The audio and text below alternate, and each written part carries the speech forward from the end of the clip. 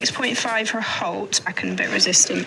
I thought it was a better rein back than I was expecting. And unfortunately, this is where I just couldn't see a distance to that pole. And to undo it on hard ground, just for my own vanity, because essentially competing is for your own vanity, isn't it? Everyone, today we are doing dressage. So for the first time ever, I think it's the first time ever, because I don't remember doing one before, I'm doing an elementary test. Now, in my normal prepared way, I looked at the dressage test yesterday. I had a choice between elementary 4 and 5, and straight away entry was in collected trot. So I was like, that's good. I haven't really ever done one of those. And then everything's in collected canter or collected trot, a couple of mediums. So I was like, okay, that's going to be good, because I haven't practiced that at all. So it's going to be a bit of a suck it and see. It's unaffiliated, so it doesn't matter. It's a really good practice for me. But yeah, I've got Incy here today, just finishing off the final bits, getting her tidy, and then she will go and be tacked up now.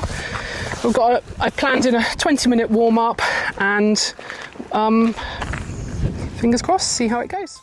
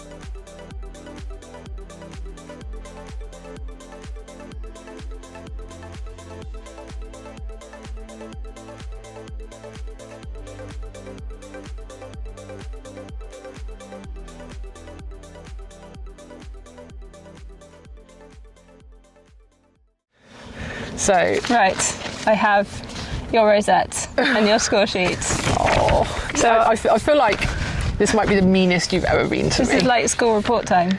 Oh, you're so familiar with this. So I was in the judges' box today, not judging. That would be mean.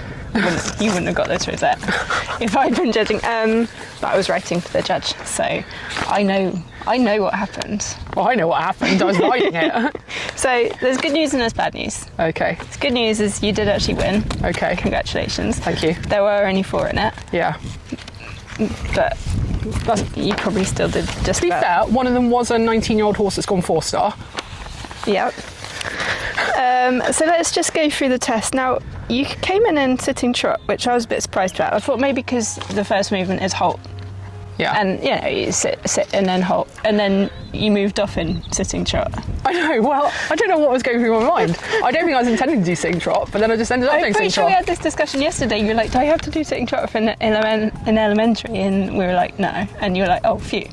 Yeah, well, anyway, I ended up doing... And then you chose to do sitting trot. Because at some point I do need to do sitting trot, so I thought, let's see how bad it is today. Intermediate, you told me you weren't going to go intermediate. No, 2-star, you need to do sitting trot. Okay. Anyway, so it did start okay. Actually, I thought your first trot was quite good. You got 7, fairly straight. Yeah. 7 for your first medium trot. It was quite nice. You then clearly had forgotten completely what you were supposed to do next. Yeah. Because you vaguely turned somewhere approximately near the centre line and they're like, oh shit!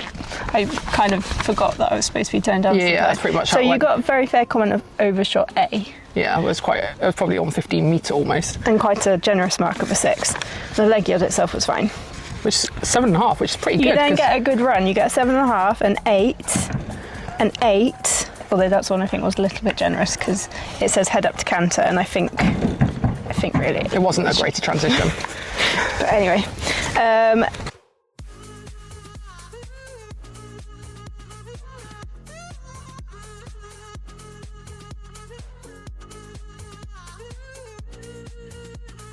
And then you got 6 for your medium canter because you didn't really go for it. And then you completely stuffed up your half circle return back to the track. Yeah, because I was like, am I leg yielding or am I...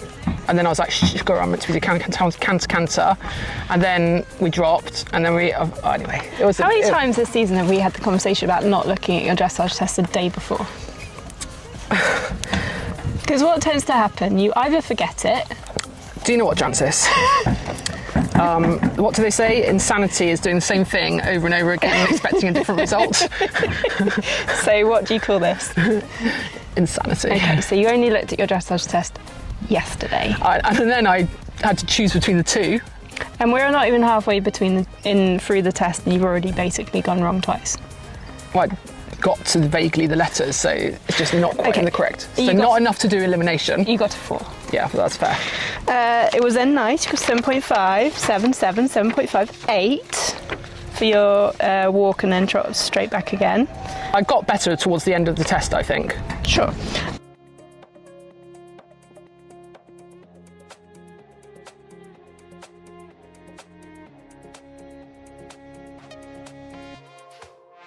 And then above the bridle's canter, you need to sort out that canter transition.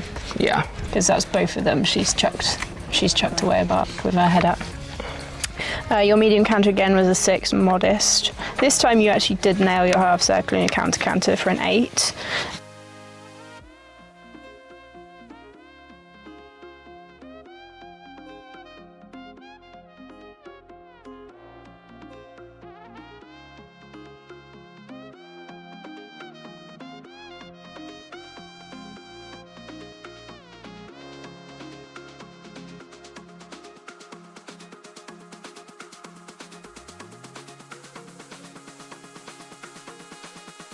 Uh, 6.5 for halt, back and a bit resistant.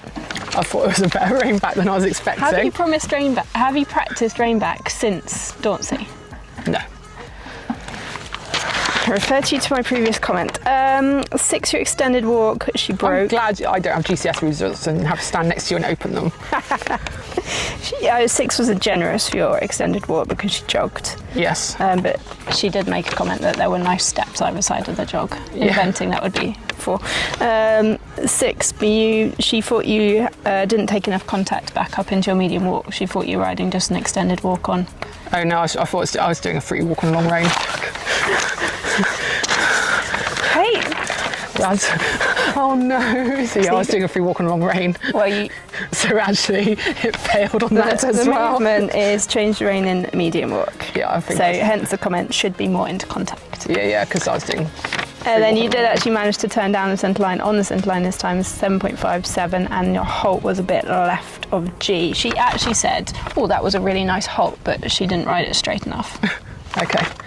And then 7.5, super horse, very promising. And then, I don't know why she gave you a 7 position in C, 7.5, 6.5, 6.5, a little more push in the mediums, occasional hollowing through the transitions, but lots to like. So you got a 68.5%. Oh, well, I said anything over 60, I'll be happy. My first ever elementary. Well done, congratulations. Not ever, on INSEE. No, ever. Did you not do them on? Never done an elementary before. Well, there you go then. Anyway, you won. Well done. Yay! Proud of you. So, thought people might like to see Jancis and my shared lesson today with Jo. We've known Jo for a long time, trained her for many years, so she knows us inside out, which is very helpful. At events, the horses cannot be together or see each other, but they can share lessons together, which is quite helpful because they don't end up quite as ridiculous as they do as events. So we're just working here on INSEE's suppleness and getting her through.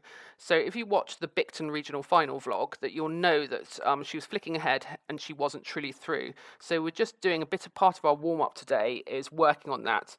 What we normally do is if we've got a jump lesson, we'll do about 15 minutes, 20 minutes of flat work and normally get sent away with a load of homework. So my homework on this is to get her more through. We're just using inside and outside flexion with her just to get her through, soft in the back. What we want is that back to be lifting and the core to be lifting and for her to be good in the mouth. So that is just what we're working on there. And you can see it's getting better. So obviously she's only in a snaffle and a cavesson. She can open her mouth as much as she wants, but obviously we don't want her opening her mouth. So because that means she's resisting and through the jaw. So this work, getting her softer through the back, softer through the neck, and softer through the jaw, just does a great job. And now you can see the result as we start jumping. She is very used to trot jumping. One of the things I'm completely obsessed about is looking at all my photos when they go online, especially the show jumping and the cross country, and looking at whether they've got split legs. And when I say split legs, I mean split hind legs. I start to panic and worry if they have split hind legs, because when they're on takeoff, they should be a pair. So you'll see there, a pair. And if they've got split hind legs, either means they've got a physical issue or that you're lacking straightness and crooked. So it's something I'm absolutely obsessed with, because if they've got split legs when they're taking off, it means they've lost power. And if you've lost power, then you're not going to have such a good jump. So it's something I really look for all the time.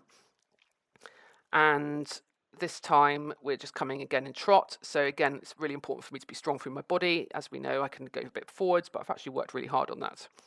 And now we are moving into canter. So the pole on the takeoff just really helps with their getting more power through the jump, and it helps the rider, because the rider should get there correctly, though it doesn't help Jancis, which you'll see in a bit. And so it just helps everything stay in really good form with the jump, the rider stay in really good form, and the horse to be in really good form. So in Joe's arena, I need to be going between the E and the corner, a marker on 9 strides. So this is what I'm practicing at the moment. 1, 2, 3, 4, 5, 6, 7, 8, 9. So I'm pretty much bang on where I should be in my canter.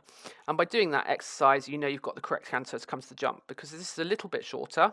And there you go, she ran through the distance, and then she's clever enough to sort it out, and it's not very big, but that is a discipline and training issue that we need to work on, and we keep working on it. There you go, you can see she just runs through it, and this would be an absolute classic thing she does, and then she bowls through the shoulder. So we start again.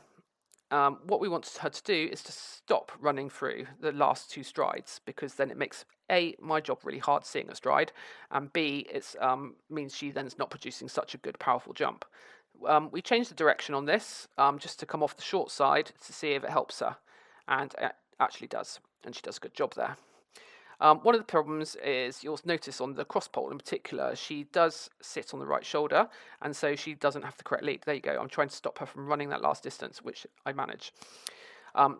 So that is one thing I was like asking about, but actually we found that as she got straighter and better at this, and had stopped running through the bridle slope in those last 2 strides, that actually she's then on the correct lead, which is good, because that's what I want. So overall, I was pretty pleased with her. She jumped really well, and we got the discipline and the rideability that I wanted. So you can see when we come to a jump, she has a slight bit, but then goes, oh, okay. So Nova starts off with the same exercise as Incy, just trotting to small cross pole and small upright, and then we put it up a bit.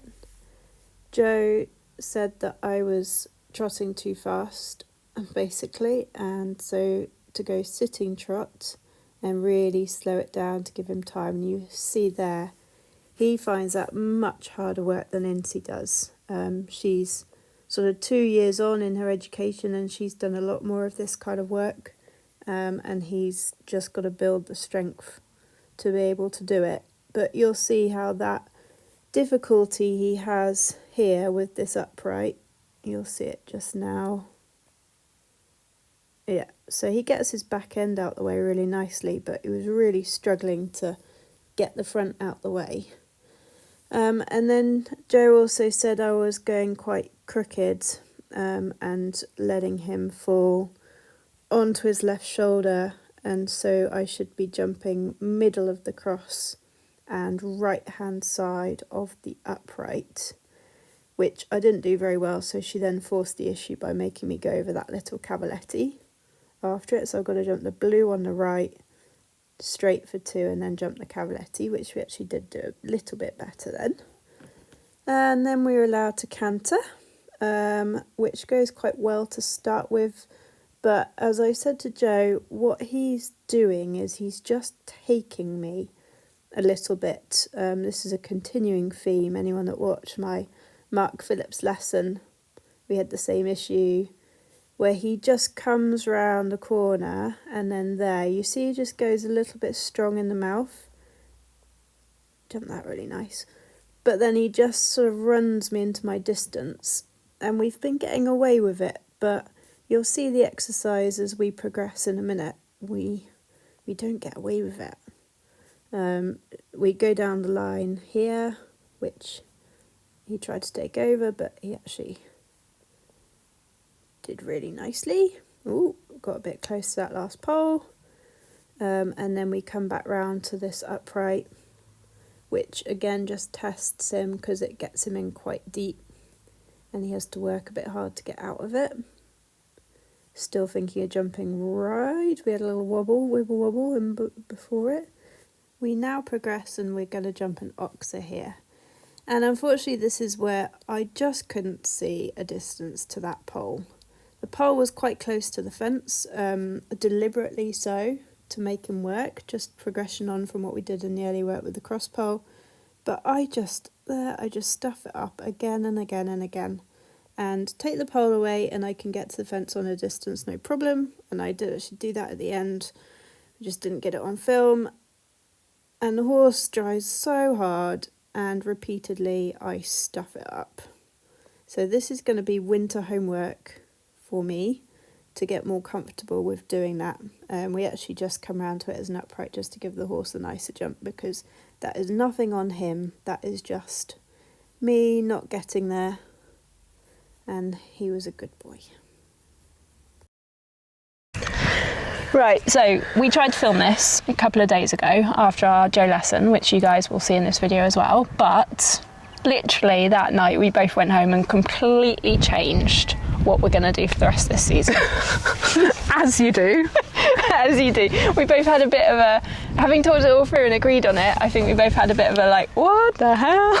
So, yeah, so we need to refilm it because it was no longer relevant what we said. So, basically, how's your season been going so far? My season has been the season of dreams. Yeah, it really has. Every national event I've done, regular national class, I've been in the top 10, which is unbelievable for me. Unbelievable. We've been joking the last 2, maybe 3 years. Like 17 years. Next year will be your year. Next year will be your year. And this year is your year. Which means it's not been far off your year. Yeah, it's not been too bad. It means we're probably due an absolute rubbish one next year, but we'll take it. Or Wellington next week. We could all go to pot next week, yeah.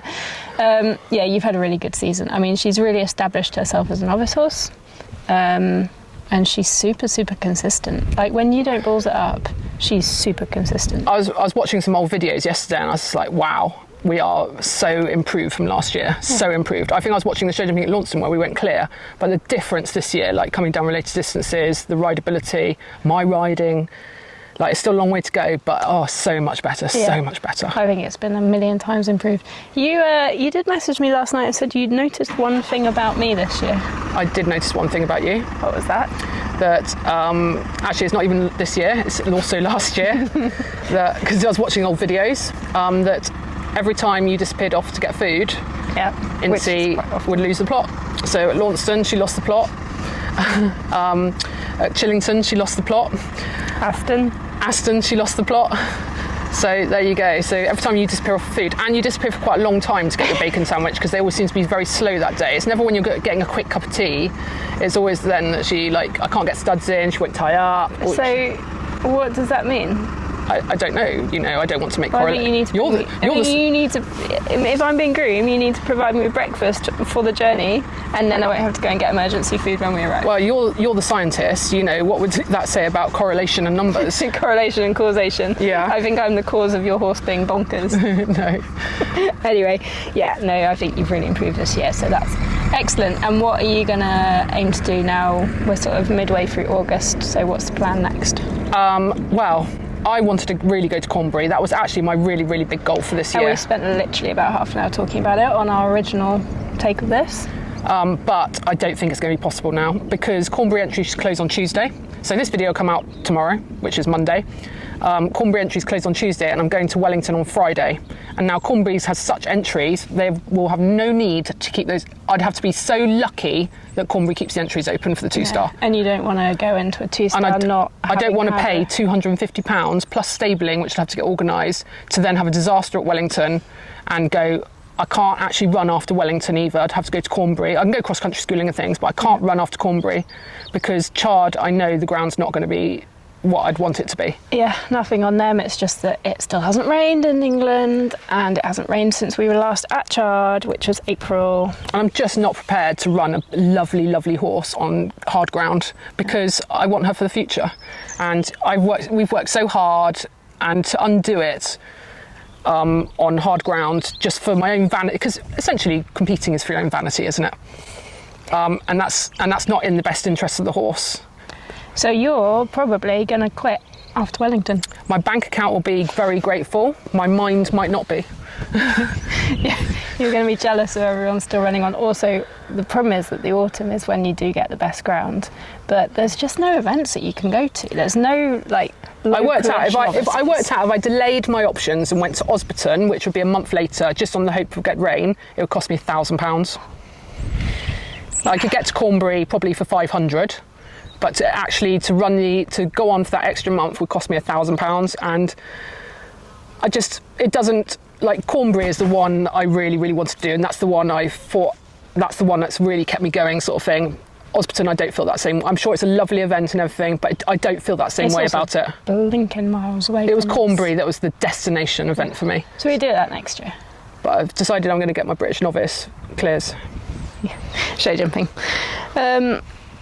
Yeah, and Nova's had a really good season.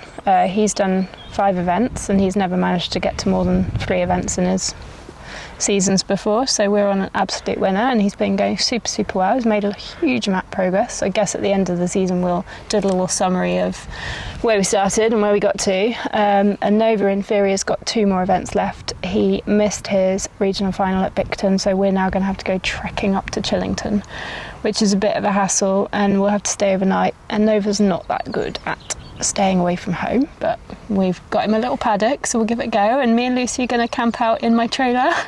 Yay! Yay! Is it 5-star accommodation? I give you this beautiful B&B with breakfast. I told you can either have a B&B or you can have a pub dinner. Yeah, because I can afford one or the other. I can't afford both. You chose a pub dinner. So I have actually a neighbour was throwing away camp beds, as in camping ones, and I was like, oh, perfect. I've tested it. It works. Got 2 of them. They had 4 to take. I took 2. So we will be quite comfortable. No complaining from Lucy. So we have that coming up as a stay away vlog. I'm also going to Wellington next weekend, so you'll have 2 vlogs coming your way from Wellington. I'm doing the 105 and Lucy's doing the novice. And then we're probably pretty much done, aren't we? I also considered keeping Nova going and doing a couple more runs, but it's the cost. It's another set of shoes. It's a flu vaccine because he'll be out of his 6 months one. It's the fitness work. It's the dressage. It's trying to keep them sort of in absolute peak. Because it's not just the cost of events, is it, for us? It's also all the training. Because we're not the type of people that would ever just go to an event unprepared. I used to, yeah. Well, I used to, and then I'll be really cross with my results, and I don't do that anymore. Not anymore. Apart from turning up to dressage today, unaffiliated. Yeah, totally underprepared. So that's kind of where we're at, and hopefully you guys will join us and watch the rest of our season, and hopefully it carries on the way it's been going. And then we've got a long winter of training to improve. Anyway, hopefully you've enjoyed this mishmash of a vlog. So you've got a bit of jumping, a bit of Jancis cocking it up, and a bit of Lucy cocking it up. So there you go. It's kind of even. We're even. Good. Cool. Until then.